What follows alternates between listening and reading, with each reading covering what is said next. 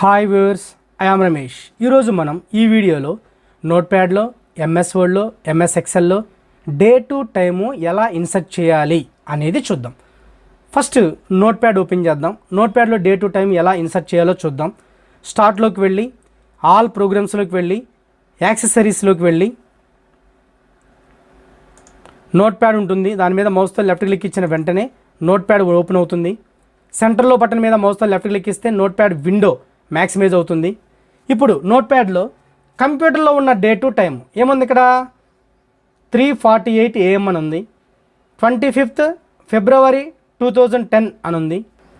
ఈ యొక్క day to time నోట్ప్యాడ్లో display అవ్వాలి అంటే కీబోర్డ్లో ఫంక్షనల్ కీస్లో F5 కీ ప్రెస్ చేసిన వెంటనే నోట్ప్యాడ్లో ఉన్న డే టు టైం అనేది డిస్ప్లే అవుతుంది.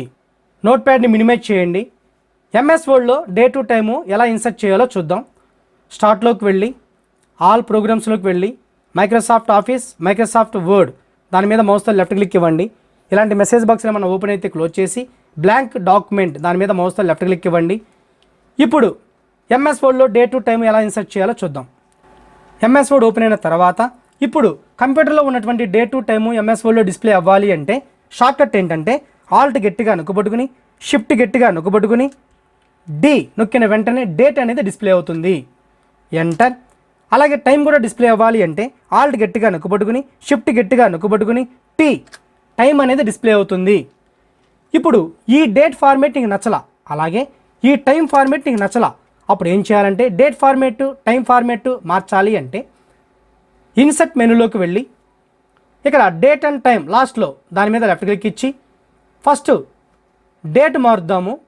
డేట్ అనేది నాకు ఎలా కావాలి అంటే మంత్ నేమ్ కావాలి, డేటు ఇయర్ లాస్ట్ 2 digits కావాలి. సెలెక్ట్ చేసి set as default, yes, okay. చూడండి చేంజ్ అయిందా లేదా?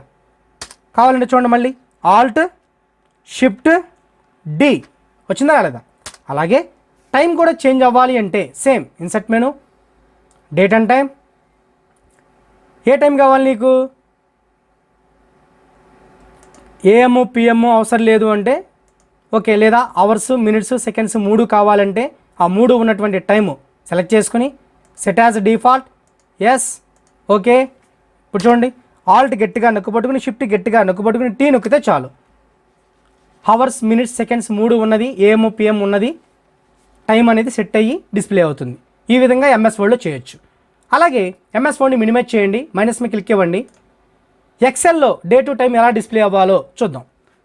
ఎక్సెల్ ఓపెన్ చేద్దాం. స్టార్ట్లోకి వెళ్ళి all programs, Microsoft Office, Excel మౌస్తో లెఫ్ట్ క్లిక్ ఇచ్చిన వెంటనే ఎక్సెల్ ఓపెన్ అవుతుంది. ఇలాంటి మెసేజ్ బాక్స్ ఓపెన్ అయితే క్లోజ్ చేయండి. బ్లాంక్ వర్క్ బుక్ మీద మౌస్తో లెఫ్ట్ క్లిక్ ఇవ్వండి.